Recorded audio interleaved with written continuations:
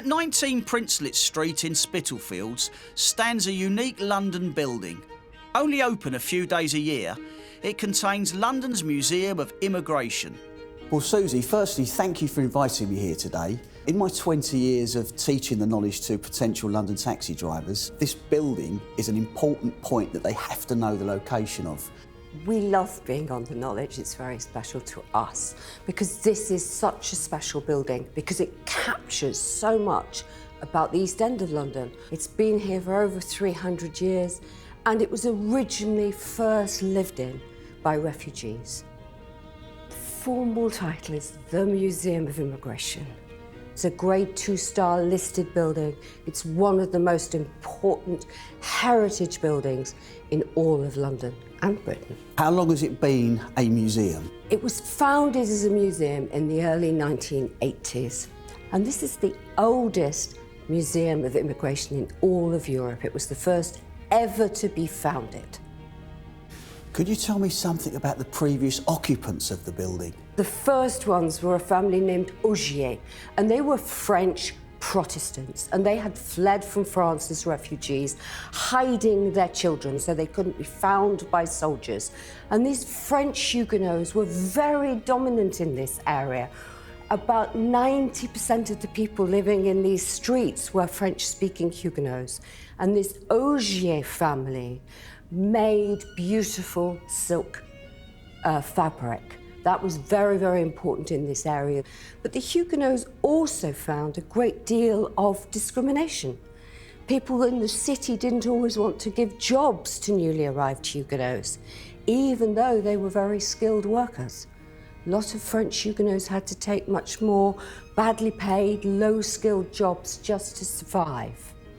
Could you tell me about anybody else who sort of followed them on? Because I know the area changes dramatically.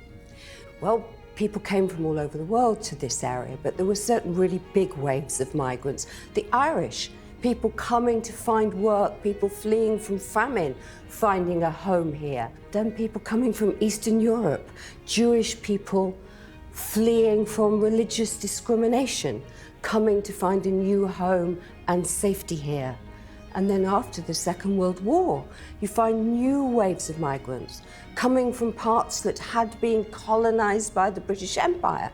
So there's always been wave after wave of newcomers to this area, moving through, making their first home here.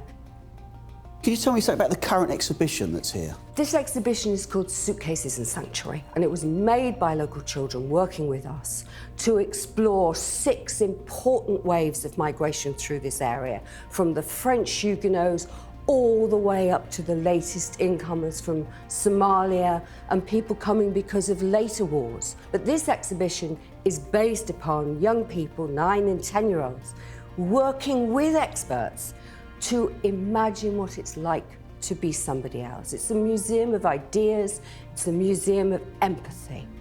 What is it like to be a person living in a different place, a person with a different colour of skin, a person with a different language, a person with a different religion?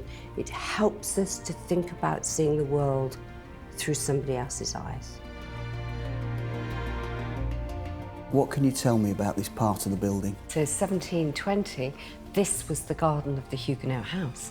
And it's 150 years later that a new group of migrants, this time Jewish people coming from Eastern Europe, who built this extraordinary Victorian synagogue. It's the second oldest synagogue in all of London and the very first purpose-built synagogue to be built in the East End. So men and women would have been sitting separately, as they do in many synagogues and mosques today. The men would have been down here, taking part in the service, and the children, of course, also sitting with women upstairs on these gorgeous balconies. This is not only a place of worship, important as that was, it was a place of education and a place of community where people came together away from these difficult, fraught, dangerous working lives. There's an exhibit here which probably has a personal connection for me. Well, you have an Irish background, don't you? And of course the Irish migration story goes back many, many hundreds of years. This picks up on a particular and really tragic part of the story, the Irish potato famine. So young people today, people from all sorts of backgrounds, imagined being Irish people making their way to the nearest possible place. And on the very symbol of the famine itself, our young artist wrote these reasons for coming. And of course also reminding us that the Irish, when they arrived, many people were hugely discriminatory towards them. People expected them to do the most dangerous and the most badly paid jobs. Any outstanding features? I mean, the house is full of them.